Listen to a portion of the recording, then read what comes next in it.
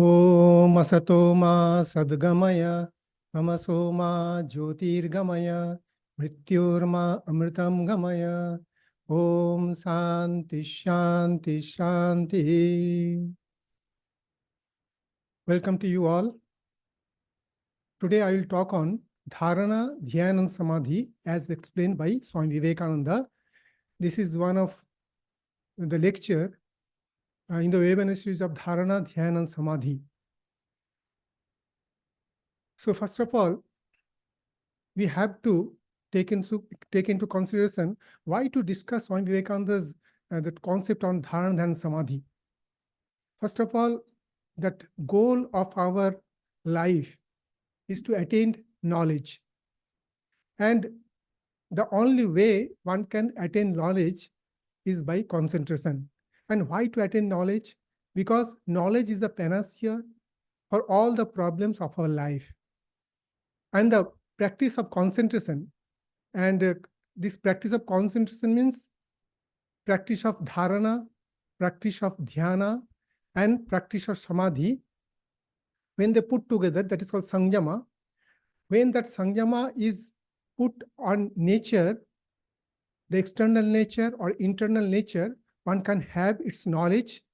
And knowledge is the only way to conquer the nature, whether at gross level or subtle level or more subtle level, that is called the causal level. And Swami Vivekananda elaborated this concept of Dhāraṇā-Dhyāna-Samādhi, especially in the West, in his lectures, which is compiled in the form of a book. Its name is that Raja Yoga and Patanjali's Yoga Aphorism. And he has wonderfully explained the different sutras. And as he was adept in meditation and attained highest samadhi, that is called asampragnata samadhi, that is mentioned in Patanjali Yoga Sutra. So we can have the concept of such a person who has attained the highest in yoga and explaining that to us. And his teaching on concentration, it serves as a practical handbook to all the aspirants or spiritual seeker. So the Dhāraṇā-Dhyāna-Samādhi, as explained by Swami Vivekananda, is very important, especially for the seekers who wants to attain something special, that is spiritual attainment, that is freedom or that knowledge, ultimate knowledge. For them, that the concept is very important. Now, before knowing that what Swami Vivekananda told about Dhāraṇā-Dhyāna-Samādhi, we have to know that what is Chitta Bhumi. Because Dharana, Dhyana, and Samadhi, it involves Chitta Bhumi. And Chitta, we note that Antakarana.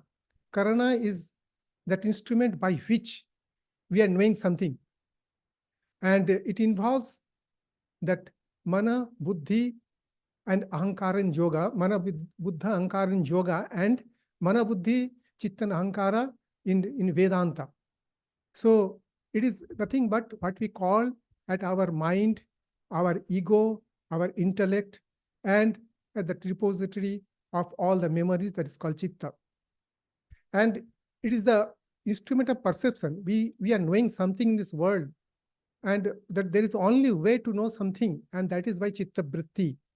And if you want to know something, by Chitta Vritti, concentration is required. If we don't have concentration, we cannot have knowledge. So that Chitta, though it is inert, it is made up of three gunas, Sattva, Rajas, and Tamas.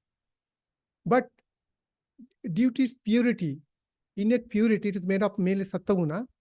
So it can act as a conscious entity. And we are just utilizing this Antakarana to know something, to enjoy something. And for enjoyment, knowledge is required. So Chitta, though it is jada or inert, it is conscious because of the Chidabhasa, the light of consciousness. Because of its inner pure nature, it can reflect consciousness, and the consciousness is always there, and it is reflecting on that Sattva aspect of that Chitta. So we are knowing something, and we are gaining knowledge. Knowledge is coming from the Sattva guna, and that Sukha, the pleasure, it is also coming from the Sattva Guna. So in fact, Chitta is having this knowledge and that pleasure aspect or Ananda aspect due to that Chidabhasa or that light of consciousness. So Chitta, we know that is Antakarana, and why it is called Bhumi? Bhumi is the field. But Chitta is compared to the field of perception, and this Bhumi is very important. And that Bhumi is mainly consists of our that subconscious and the unconscious mind. Of course, conscious mind is also there, but conscious mind just a fraction, maybe 5% or like that of the total mind. So what is important is our that subconscious mind and unconscious mind. And until unless one purifies his subconscious or unconscious mind, so one cannot get samadhi. That is the problem. One can have concentration. With impure mind, of course, one is not having total impure mind. So little bit of impurity, if it is there, one can have concentration, no problem. Scientists are also having concentration, no problem. They are making lots of discoveries. So that is not a issue. But here, if somebody wants to attain highest knowledge, for that, Chitta Bhumi has to be purified and to attain that highest samadhi. And the third point is that any knowledge or perception happens in the form of Chitta Vritti, that we know. That is very important. And the Chitta Vritti is of diverse form. And the problem here is the different types of Chitta Vrittis are coming, not only uniform. The uniform type of Chitta Vrittis are just appearing in our conscious mind. If that happens, and we call that is concentration. And we all know that concentration makes a character different from the others. A successful person is generally more concentrated. For example, a good cricket player, his power of concentration is more as compared to the other people. So concentration is required in any field, maybe in the field of that sports and games, in the field of that our that science and technology, and other fields also. In every field, mind is involved, Chitta Vritti is involved, and quality Chitta Vritti is important. If pure Chitta Vritti or pure that Chitta Bhumi is there, then one can gain knowledge and one can have a happy and fulfilled life. That is very important. And I told the Chitta is made of three gunas of the Prakriti, three gunas of Sattva, Raja, Tama. These are the blocks or the ultimate thing that are making the whole world in gross form, subtle form, and the causal form. And also Chitta is one form of Prakriti. Though it is, I told it is inherently inner Jada, it is unconscious, but it behaves like a sentient object due to the presence of light of consciousness. And quality of perception and knowledge depends on the quality of Chitta Bhumi. That is very important. That's why we have to take into consideration what are the different types of Chitta Bhumi. I will be discussing afterwards. And the Chitta Bhumi consists of the whole part. What is Chitta Bhumi? In one sentence, it consists of the conscious mind. I am talking, you are hearing. There is a conscious mind is working now. Subconscious mind is working. It is making our heart heart and fuspus, that is our lungs, to work. And the unconscious mind, in fact, is a controller. It controls the subconscious mind, it controls the conscious mind. And here, our goal is to control that unconscious mind, because it is called that the controller of the whole Prakriti. And what are the different types of Chitta Bhumis are there? So first one is the Mudha or stupefied Bhumi. And generally here the Tamoguna plays a great role. And in our causal that mind or the deep unconscious mind, it is mostly covered by that Tamoguna. And that's why we are not having knowledge. And to have knowledge, we have to remove that the Tamoguna part of the Prakriti. So Mudha Bhumi, if our total mind is having lots of that sanskaras made of that Tamoguna, then mind or the whole mind will act like a Mudha or stupefied, and they will be finding that it is having that laziness, or that expression of knowledge would not be there to that extent, and it cannot decide what to do, what not to do. So these things are the expression of that Mudha Chitta Bhumi. In Chitta Bhumi, finding that the expression of Rajoguna would be there, so mind will be restless. and some type of disease are there, where attention deficit is there and that mind become too much active. So if mind become too much active, it itself creates a problem, and knowledge cannot be acquired by this type of mind. And most of the people belongs to the Kshipta Chitta Bhumi, which is distracted Chitta Bhumi, in which some amount of sattva, that sanskaras are having expression. Of course, Rajaguna, Tamaguna is also there. It is mixture of the three gunas, sanskaras of the three gunas. And most of the people belongs to this Chitta Bhumi, and one has to start their spiritual journey from this Chitta Bhumi, from this field of their perception. And where to go? They have to go to the Ekagra Chitta Bhumi, Ekagra, one-pointedness of the mind. And that happens due to the presence of that Sattva Guna, and sanskaras mostly will be present in the form of Sattvic sanskaras. So here, when the Chitta Bhumi become Ekagra, then the natural tendency of the mind would be to focus on a particular object. It will be natural. And now that natural tendency of the mind is to go towards so many objects in the world, but in Ekagra Chitta Bhumi, the natural tendency of the mind will be to focus on a particular object. And the last stage is called Nirdha Bhumi. Of course, some consider not as a Bhumi. It is beyond three gunas, and it is the arrested state of the mind. It is called Samadhi. Samadhi state, the highest goal of yoga. And now, what is the relationship between the Chitta Bhumi and meditation? We are considering meditation, and here meditation means both that concentration, that is dharana, meditation is dhyana, and that spiritual absorption, that is samadhi, that we are taking all together. So, of course, there is a relationship between the Chitta Bhumi and meditation. So, that meditation can take place, especially dhyana or meditation takes place in Ekagra Bhumi. In Vikshipta Bhumi, one can start with dharana or mindfulness. That is possible, and one starts with dharana in the Vikshipta Chitta Bhumi.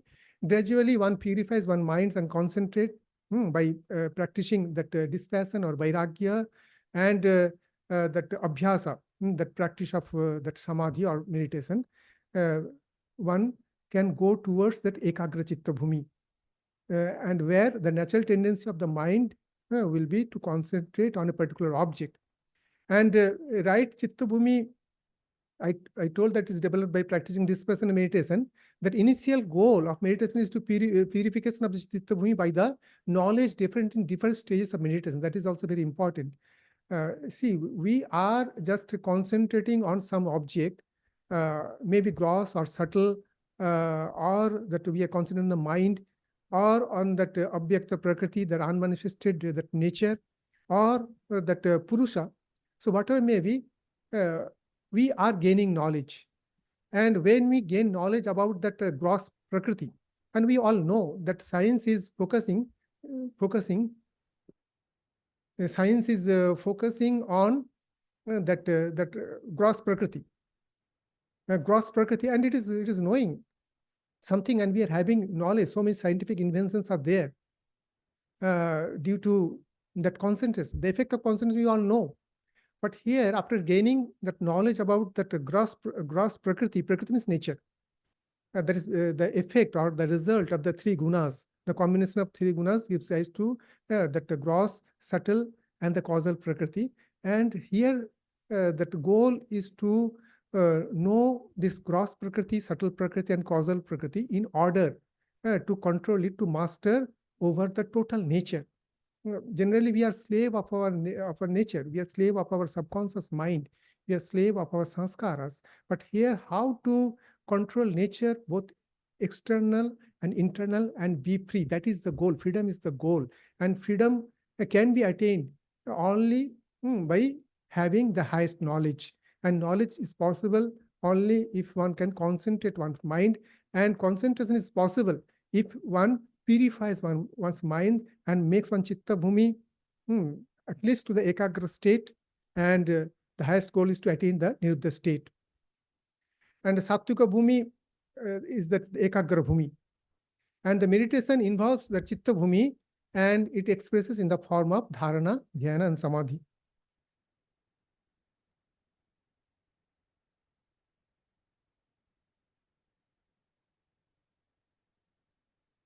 Dharana. Now, dharana according to Swami Vivekananda. So, dharana is the concentration when chitta or mind stop. It is a quotation. So when the chitta or mind stop is confined or limited to a certain place, it is dharana, or it is the fixing of the mind on a spot, or the holding the mind to certain points. So it is stated by Swami Vivekananda. So, but we have to remember the difference between the dharana, dhyana, and samadhi. Dharana is happening due to the conscious effort. That means conscious mind is more involved in dharana. It is playing a crucial role or a major role in case of dharana. And one cannot have dhyana if he is not having dharana. So dharana is the gateway to meditation or dhyana as well as to the samadhi. And dharana is of various types. Dharana can be in the form of grahya vastu, that object of your meditation. It may be gross, it may be subtle, or it may be your mind also. Who is just doing this dharana? It is the mind. So mind can also focus on mind. Otherwise, how can you know? How can one know that what mind is having, what type of sanskars is mind is having, or what is mind and what is the cause of mind? For that, one has to focus on attention inward towards one's own mind. And dharana can be also on that the meditator who is meditating. So dharana can be on the object of meditation, gross or subtle. It can be having meditation on the mind itself. And third one, that it can have that concentration on the meditator. These three things are there, dharana. Of course, dhyana also of the three types. And that samadhi, in which that final goal is to just know that one's pure nature, that Purusa as a consciousness. And dharana, of course, dharana is not the initial step of the Patanjali Yoga Sutra Ashtanga Yoga. So Yama, Niyama, Asana, Pranayama is there. Then after that, Pratyahara. So these 5 steps of the Ashtanga Yoga is called that the external yoga. But this is very important, and one should practice this step. Otherwise, that Pratyahara is not possible. And after Pratyahara, one can focus on the dharana. And dharana is happening on in the conscious mind, in which one struggles to focus one's attention on a particular object. For example, if you want to focus your attention on particular, for example, that flower, mind may go after some time. Mind may go to some other things. So it is bringing back to mind from there, from the other objects to the flower. So in every the chitta vritti, that only that knowledge or pratyaya of the flower should be there. So it is like that sometimes that chitta vritti of flower is there, sometimes the chitta vritti of other things are there, and one is trying to bring back to the particular chitta vritti of the flower. That is concentration or dharana or mindfulness on flower. So this is very important, and it is not possible if one is not having pratyahara. Pratyahara is just withdrawal of our senses. Senses are there, the subtle senses are there in our mind. Withdrawal of our mind from the outward object to inward. Ultimately, we are focusing on that inner instrument, as well as to know that who we are, that consciousness part that we have to focus upon. Otherwise, we cannot know. So here in Patanjali Yoga Sutra, the definition given is Desabandha Chittasya Dharana. Swami is also telling the same thing.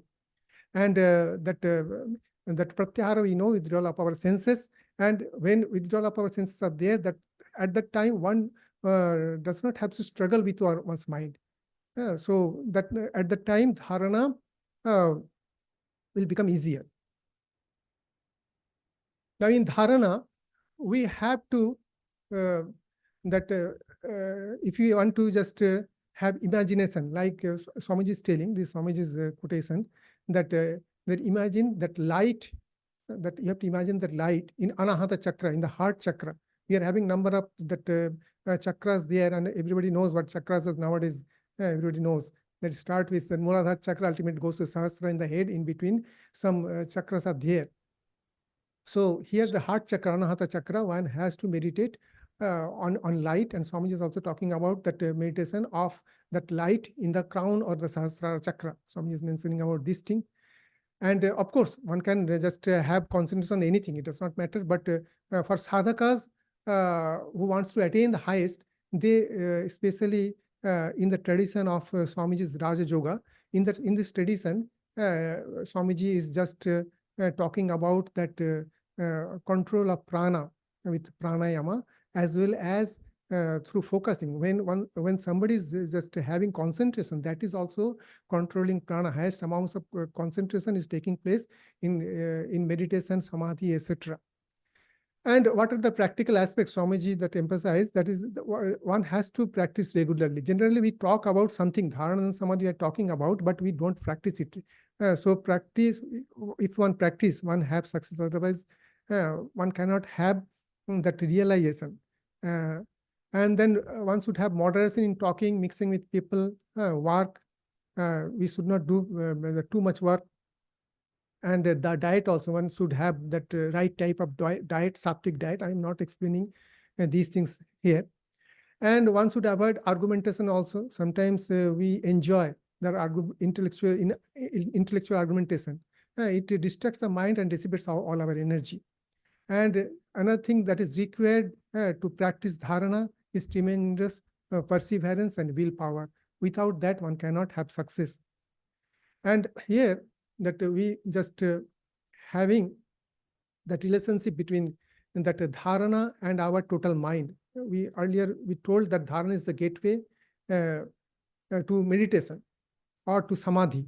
And here the picture we are seeing, that the picture of an iceberg, that most of the part is hidden underwater, and only just a small portion is visible. Our conscious mind is like the visible portion, and our subconscious and unconscious mind, we don't know that what is extent, but most of our that latent impression or sanskaras remains there. Whatever you are thinking in the form of chitta-vrittis, a part of that information remains in our subconscious mind, and later the emotions, etc., and the information that transfer to our that unconscious mind. So, and afterwards, this latent impression that controls our behavior and our fulfillment.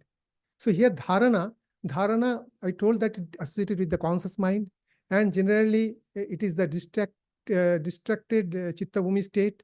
And here insufficient clarity is there, but one is striving to attain some concentration. Knowledge can be gained by concentration. Concentration with that clarity, clear mind or sattvika mind. And here effort is required. It is not effortless like dhyana. Effort is required. And maybe it is in some in captivated state, dharana. That means it is under control.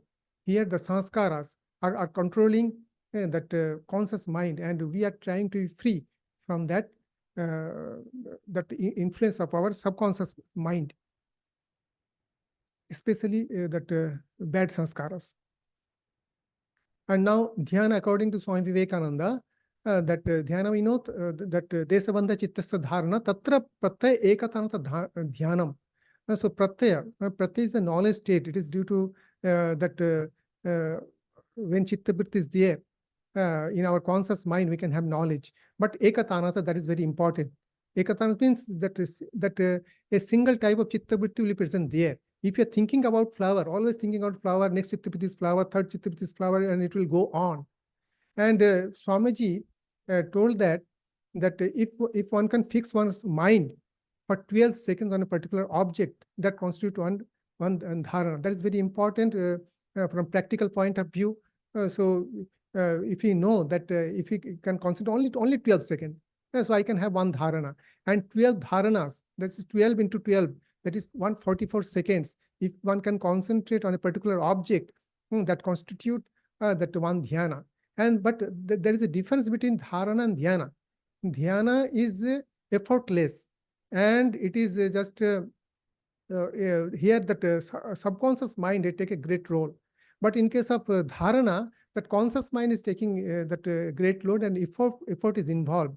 So there is a great difference between the two. That means in dharana state, we are having some knowledge, we are having some sanskaras. And what is the sanskaras? Putting one's mind in a particular object.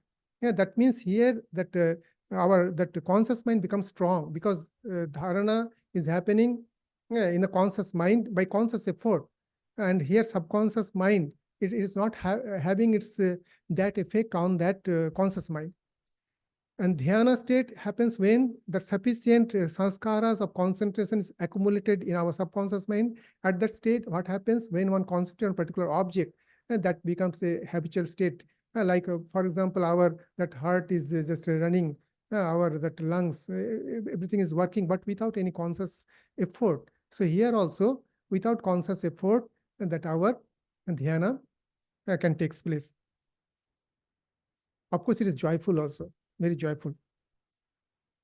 And then what is the relationship between Chitta Bhumi and that dhyana? So I told that that it is mainly governed by the subconscious mind. And here that Pratyaya Ekatanata is there. That means it is the one-point state of mind. And here sufficient clarity is there. Until unless one accumulates sufficient sattvic sanskaras, one cannot have quality dhyana. And it is effortless as it is happening by subconscious mind. And but here the triputi of dhyata, dheya, and dhyana is there. So that dheya vastu, the object of meditation, is also there. And then that dhyana, the process of meditation, is also there. And dhyata, who is the meditator, it is also there. So this knowledge we are gaining through the dhyana, it is mixed knowledge. Sabda, artha, and gyan. I am not just going in details. It is there. So it is not the highest knowledge, but of course it gives us sufficient power to peep into the nature, either gross or subtle. And dhyana hiyas tadvrityaha, and dhyana helps to just destroy the gross sanskaras of that made up of tamaguna and rajaguna. And dhyana happens in the ekagrahumi state. Now, samadhi, according to Swami Vivekananda, Swami Vivekananda said that when one has so intensified the power of dhyana as to be able to reject the external part of perception and remain meditating only on the internal part, the meaning, the state is called samadhi. And in Patanjali Yoga Sutra is mentioned, Tadeva arthamartha nirvasam sarupa sunyam eva samadhi. So, of course, Swamiji told that that if you just concentrate on a particular object for 12 seconds, it makes one dharana, 12 dharanas makes one dhyana, and 12 dhyana makes one samadhi. But it is not only a function of time. Some qualities also there. And here in samadhi, that of course one has to manage one's that unconscious mind also. That in dharana, the conscious mind has to be managed. In dhyana, the subconscious mind has to be managed. And in samadhi, the unconscious mind has to be managed. And here, it is quite different from that dhyana in the sense, or dharana in the sense that here only the object of meditation will be there. In case of dhyana, that the meditator, the object of meditation, and the process of meditation is there. One is conscious of these three things. That means that the knowledge of the particular object is also mixed with that the process of the knowledge of the dhyana, as well as that knowledge of the meditator. But here, in case of samadhi, that arthamartha nirvasam, swarupa sunyamiva. So here that swarupa sunyam is very important. That knowledge that I am meditating, that knowledge is not there. As if meditator is not there. As if, of course, he is there, but as if he is not there. And that only that knowledge of the particular object is there. And the process of meditation, that one is forget that I am meditating. So these things are the two things out of that out of three. There is the meditator, that meditation, and the object of meditation.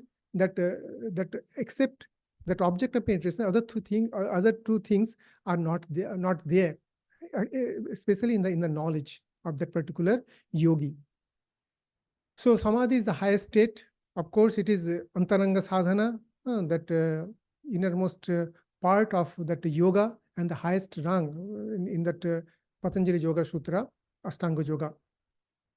So it can be viewed as an advanced stage of dhyana, and as well as dharana, dhyana, and samadhi together.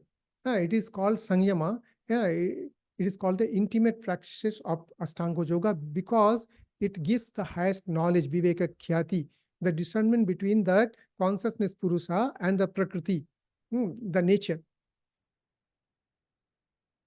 Now, what is the relationship between the Samadhi and the Chitta Bhumis? Of course, it is happening in the super conscious mind. Here, I'm not telling that it is unconscious mind, because mind becomes Swatik. It is made up of Sattva-gunas. And the light of consciousness penetrated in that mind. It is lighted mind, enlightened mind, in a sense. And it is happening in the one-pointed mind or Niruddha Bhumi, because Samadhi are of different types. That Sampragyata Samadhi is this, Asampragyata Samadhi is there. In Sampragyata Samadhi, Sabhitarka, Sabhichara, that Ananda Asmita Samadhi, Anandanugata Samadhi, Asmita Anugata Samadhi, different types of Samadhis are there. Before reaching to the highest state of Asampragyata Samadhi, in which there is no knowledge in the conscious mind, because no Chitta Vrittis are there in conscious mind. At that time, one knows one's real nature. In other times, one knows the Prakriti. Prakriti can be known by the Prakriti. Nature can be known by the nature.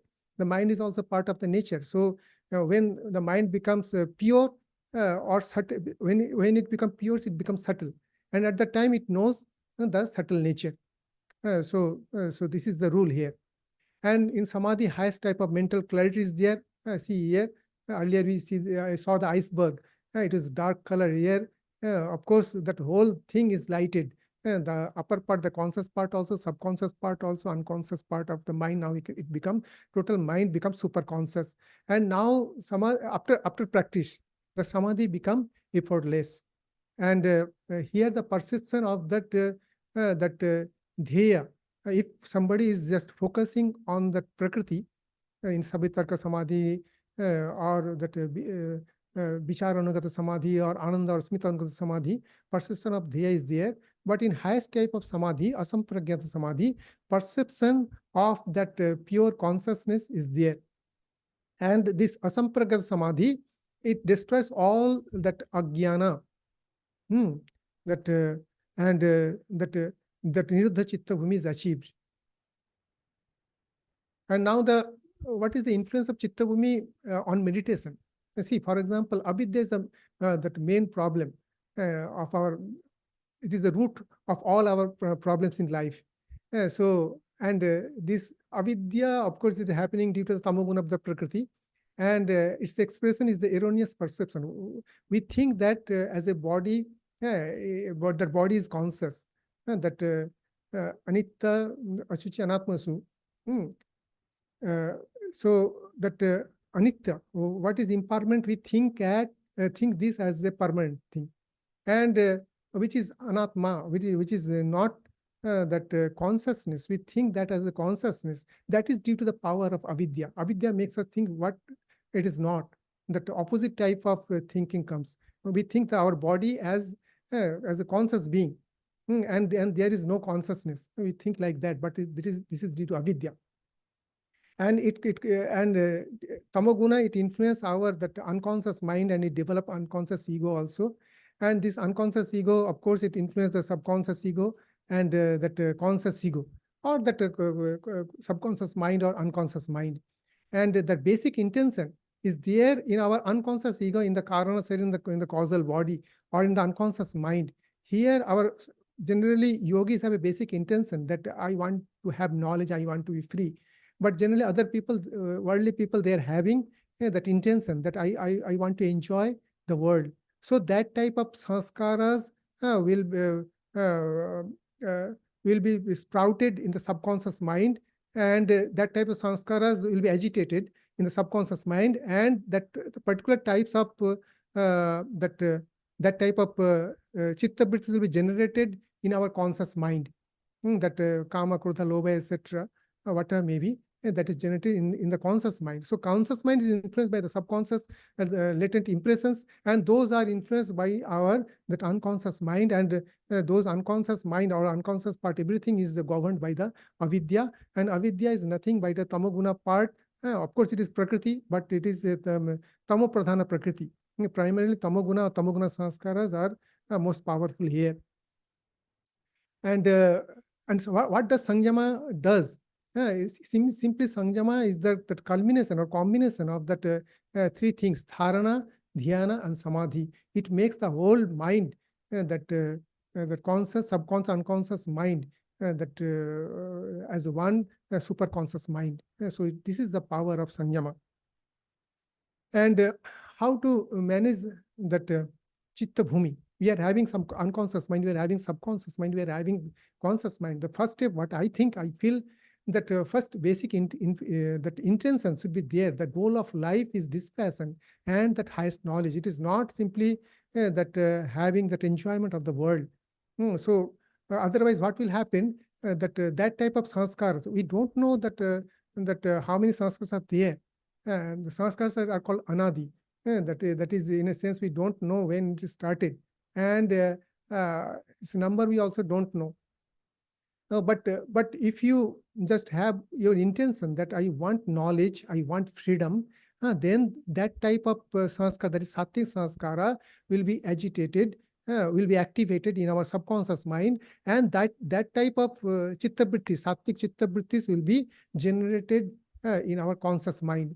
So in that way, that we have to change our chitta bhumi from the vikshipta state, the distracted state of chitta bhumi, to the concentrated state, which is governed by that sattva guna, and one has to go beyond the three guna, that is nirta state. And in that case, the role that conscious mind plays is that of a driver. Driver, it is having little power as compared to that vehicle, but it is very important. The role of driver is very important because it decides what to choose between that freedom or that enjoyment in the world. So Viveka, Vairagya, practice of mindfulness, it is just decided by the conscious mind. And that type of sanskar is accumulated in the subconscious mind. And accumulation of sanskaras just make us have that good dhyana or good meditation. Now, Samyama, according to Swami Vivekananda said that the three, Dhāraṇā and Samadhi, together are called Samyama. Of course, it is in Patanjali Yoga Sutra also it is mentioned the same thing. In the 3rd chapter, that is Trayam Ekatra Samyamaha and Tajyat Prajya Lokaha Tasya Bhumishu Vinyogaha. So, one should not stop with that Dhāraṇā-Dhyāna-Samādhi. So, Samadhi, one can have some knowledge, but it is not the ultimate. Ultimately, one can have freedom on that, or one can have total control over the nature.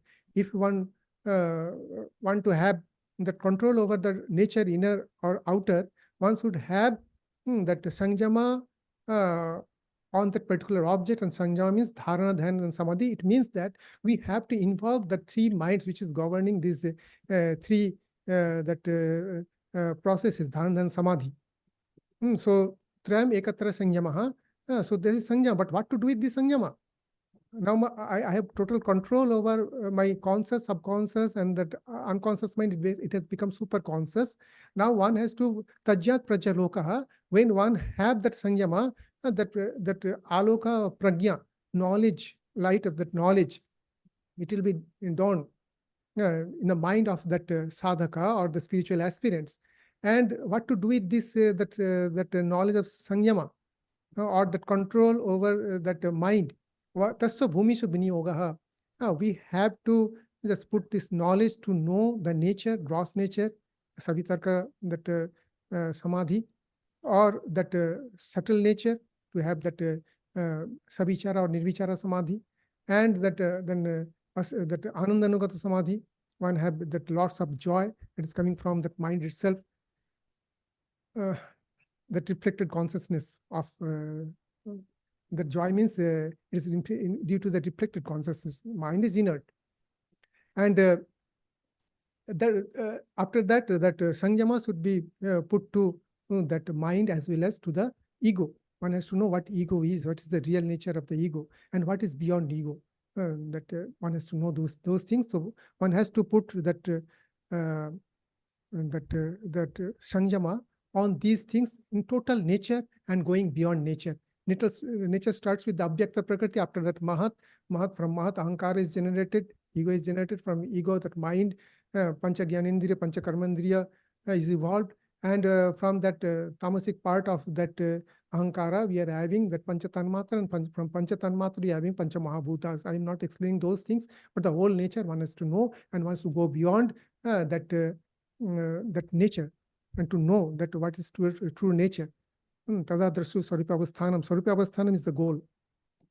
So the major goals of that Sanjama is that Tattva-jnana. We are having 24 tattvas of nature or prakriti, and one that Purusa or consciousness principle one has to know. And the main thing is to discerning or the discernment between that pure consciousness, that is my real nature, and that prakriti. Prakriti here means that buddhi, that I am different from the buddhi, I am different from the ego, the reflected consciousness on our that antakarana is ego. One has to differentiate between which one is that prakriti, which one is the purusa, and that is called viveka-khyati. So viveka-khyati is very important, and that can be attained by samadhi only. But the final goal is not only viveka-khyati, one has to go beyond that, remain in the state of that state of consciousness. That means that is the state in which there is no sanskara. That is called nirvija samadhi or sampragyata samadhi. There is no sanskara in the subconscious mind, and in the conscious mind there is no chitta vritti. Mind would not be there. Mind will resolve back or dissolve to its own that abhyakta prakriti state, and one remains in its pure nature, free. And now, how this transformation of chitta takes place through Dhāraṇā-Dhyāna-Samādhi. That is very important. And we know that in prakriti, everything is transforming, everything is changing. So in the conscious mind, there are chitta vrittis. And sanskaras are there. Vasana sanskaras are there. The impressions are there in the subconscious mind. But the vrittis as well as sanskaras is always in a state of flux. The three gunas, the constituent thing of that whole nature, the three gunas is always active. Sattarajan tamaguna, always active. One is subdued by the other or subordinate by the other. But here also, that as that vrittis and sanskars made of three gunas, those are also in a state of flux. But in which direction it will go? It will depend on that viveka, viveka of the conscious mind, that good decision, that what type of chitta vrittis I will generate in my mind, and what type of sanskaras will be accumulated. Now, here we see that in Yoga Sutra, also Swamiji is just having experience on that one. Swami is talking about the three parinamas. That is Samadhi Parinama, Ekagrata Parinama, and the Nirodha Parinama. Parinama means transformation, like milk is transforming to curd. So like that, in Samadhi Parinama, that chitta, which is having that multi-pointedness, mind is going for so many objects. But in Samadhi Parinama, after practicing lots of dharana, etc., in Ekagrami state, what happens? Mind become one-pointed. Especially in case of that meditation. Mind become that all pointed mind become one pointed, and it is having that in Samadhi Parinama. That means the sanskaras are changing. It is not only the vrittis are changing, it is the sanskaras that are also changing. And now this one pointedness of mind becomes that habitual state. So this indicate that Samadhi Parinama of mind has taken place. In Ekagrata Parinama, what happened? That ekagrata state of that one-pointed that concentration. In Samadhi Parinama, simply you can think of dharana. It is just gradually that mind is just having a state of one-pointedness from all-pointedness. But in Ekagrata Parinama, it is the habitual state. The mind becomes in Ekagra Bhumi.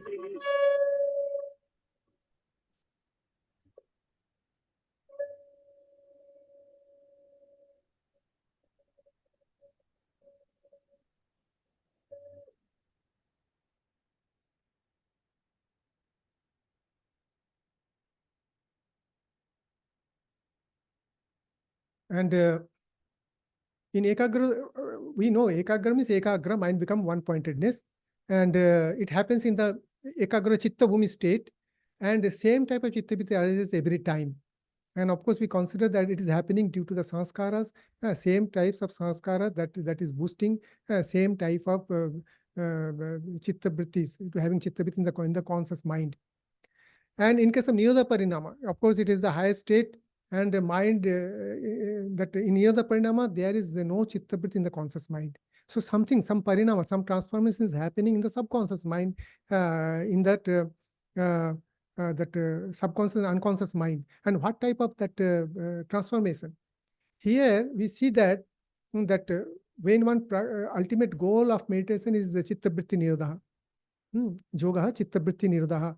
But chitta-vritti is happening in the conscious mind.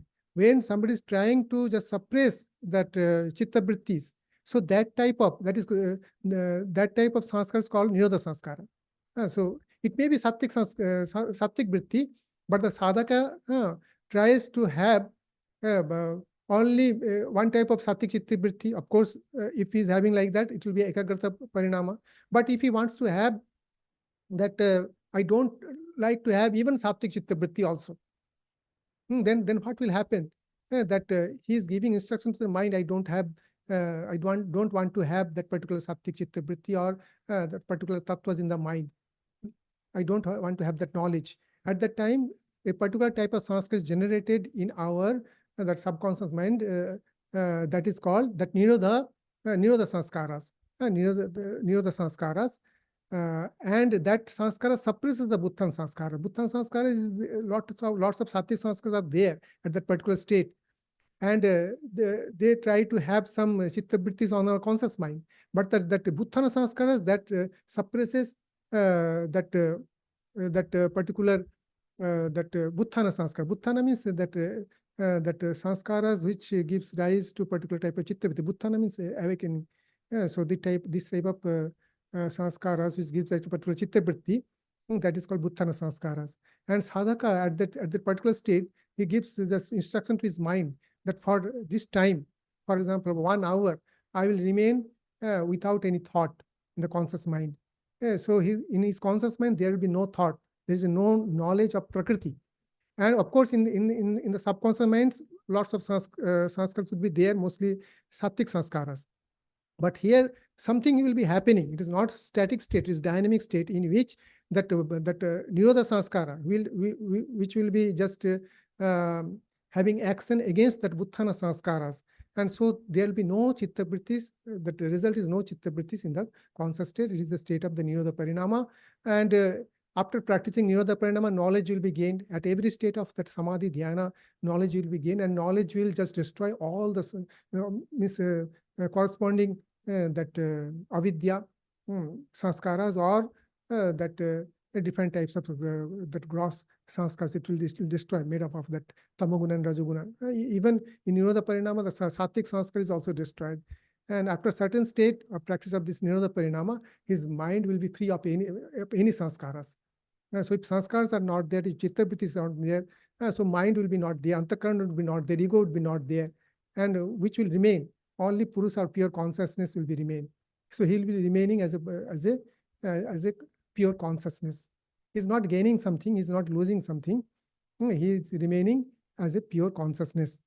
Tada drashtuhu swarupya avasthanam. In other state, vritti sarupyam.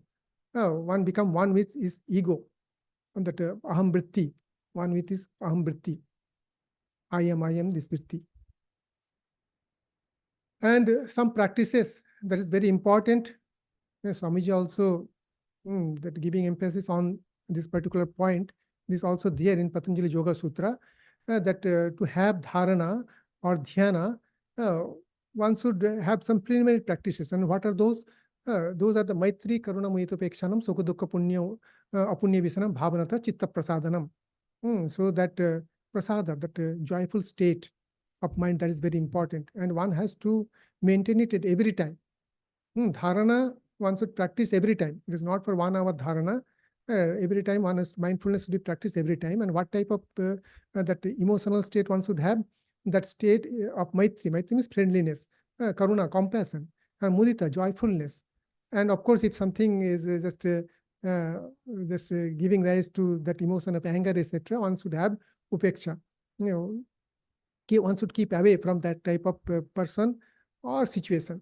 So one should practice this one. It will give rise to sattvic chitta vrittis, and it will give rise to chitta prasadanam. That is very important, because Dhāraṇā-Dhyāna-Samādhi should be made joyful. It is a joyful activity. If one does not get joy in meditation, Dhāraṇā-Samadhi, one cannot practice it.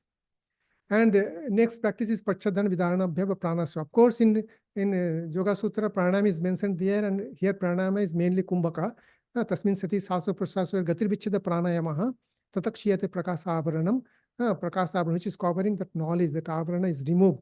So pranayama helps. So these are the first initial stage, some practices that helps to clarify our mind and to concentrate our mind. So many other practices are there. I have not mentioned that one. But here another thing is important, that practicing that ekatattva abhyasa. Of course, Dhāraṇā-Samadhi, we are putting it in on one object or one tattva. So that is very important, and that just remove all type of that obstacles in that spiritual life with practicing Dhāraṇā-Dhyāna-Samādhi.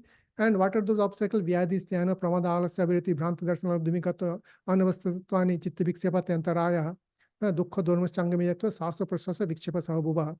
Tatprati siddhartham ekatattva abhyasa. So lots of obstacles are there, even when somebody is practicing Dhāraṇā-Samadhi. So lots of problems are also there.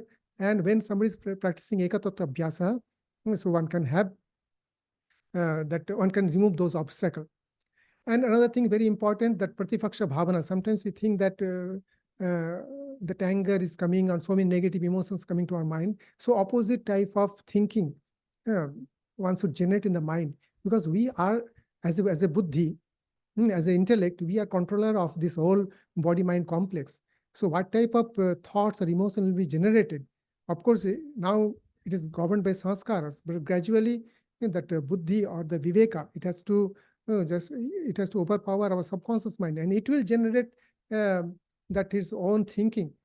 So one has a choice what type of thoughts come to his mind and what type of emotion one can generate. Only thing is that we don't practice. So pratipaksha bhavana is opposite thought. If anger is there, one can think of love. Such type of situation, one can just have imagination and one can generate that type of emotion. So positive emotion, joyful emotion is very important to practice Dhāraṇā-Samadhi. Another very important thing in that Raja Yoga of Swami Vivekananda regarding Dhāraṇā-Samadhi, he has introduced the concept of that Kundalini Yoga. That is not originally there in case of that Patanjali Yoga Sutra. You will be not finding that Kundalini Shakti, etc. That is there in Tantra, in Hatha Yoga also these things are mentioned, but not in that Ashtanga Yoga Patanjali. But Swamiji introduced this concept because he practically experienced that one. And we know that Kundalini Shakti is there in the Mooladhara Chakra. And from there, Swamiji has mentioned its detailed steps. Swamiji also mentioned how to just raise that Kundalini through that Sushumna, and to pierce all the chakras, Mooladhara, Swadhisthana, Manipura, then Anahata, and then Agga, Visuddha, Agya, Sahasrara, like that. So all the chakras one has to pierce, and the goal or the journey is from Mooladhara Chakra to the Sahasrara Chakra. When one's that consciousness goes to the Sahasrara Chakra, one can have that full bloom knowledge, or the knowledge of that consciousness is other way of viewing this Dhāraṇā-Dhyāna-Samādhi, which leads to ultimate freedom and ultimate knowledge. And here Swamiji just involving that Kundalini Yoga to control prana. And details, steps, etc. he has mentioned in his book. I am not just discussing those things here. And concluding remarks, that Samyama, Dhāraṇā-Samadhi, is a science of mind. Simply, it is not some belief, etc. somebody is telling. It is a science. It has some step and it has some results. And in the past also, so many people that attained freedom or knowledge by practicing this yogas, that steps, especially Dhāraṇā-Samadhi. And if somebody nowadays also practices that one, he can have knowledge. So it is a practical experience. It is not simply belief. It is the experience of so many people. And it is called the science of the mind, or science of the religion, or science of spirituality. And what is his goal? To gain knowledge. Knowledge about what things? About the whole Prakriti, gross, subtle, and that causal Prakriti, that is the 24 tattvas of the Prakriti or nature, and as well as to know that Purusa also. So apart from that, Samyama is also the science of managing prana. We have not discussed this one in detail, as it involves that concentration and its utilization. So it is the highest form of managing prana. Mind is also a form of prana. Buddhi is also, or the intellect is also a form of prana. So here, when somebody is controlling mind, mind is always active. That means if you are controlling that one, chitta vritti nirodha is the highest form of that controlling prana. And of course, Sangyama is also a form of purifying the total mind, conscious, subconscious mind. We told that by practicing Kriya Yoga, Tapasvadhyasya Pranidhana Kriya Yoga, Samadhi Bhavanartha Klesa Tanukaranarthascha. So Kriya Yoga is important to just destroy gross that sanskaras, Tamoguna, Rajaguna sanskaras present there. Apart from that, the other sanskaras, that is moderate type of, not gross, intermediate type of sanskaras, that can be destroyed by the dhyana, the knowledge that's generated in the dhyana. It can destroy those type of sanskaras. And of course, that ultimate, the very suksma or very subtlest type of that sanskaras, and that sattvic sanskaras, that can be destroyed only by the pratipasava. And pratipasava takes place in asampragyata samadhi, I told earlier. So if one has that type of samadhi, then our total mind is purified. And of course, total mind is also destroyed in a sense. Sanskaras is not there, chitta vritti is not there. So chitta vritti and sanskara, if those things are not there in our mind, mind is not there. Mind is made up of chitta vritti and sanskara only. Another thing is that Sangyama unites one with the cosmic intelligence. That is very important. We want some goal of life. Highest goal is that freedom, or that highest knowledge of one's own self as a consciousness. But the other things also, other goals also, that artha, kama, dharma, etc., it can be attained by Sangyama. And that is the worldly goals that can be attained by the Sangyama also. And Swami Vivekananda's explanation of Sangyama is very important in a sense that is very lucid and practical. He has not discussed in a very complicated way. It is very easy with some stories, anecdotes he has given. So it encourages practitioner to experience its result through practice. That is very important. Talking about that Dhāraṇā-Dhyāna-Samādhi is one thing and practicing is another thing. But Swamiji has written his book or delivered his lecture in such a way that it inspires that people to practice Dhāraṇā-Dhyāna-Samadhi. And at last, the last conclusion is that Dhāraṇā-Dhyāna-Samadhi must be integrated in one's lifestyle, especially in this age in which our life is influenced mostly by the Rajaguna. So if we just integrate this one, we can have that ultimate fulfillment in life. We'll be enjoying life. Thank you all.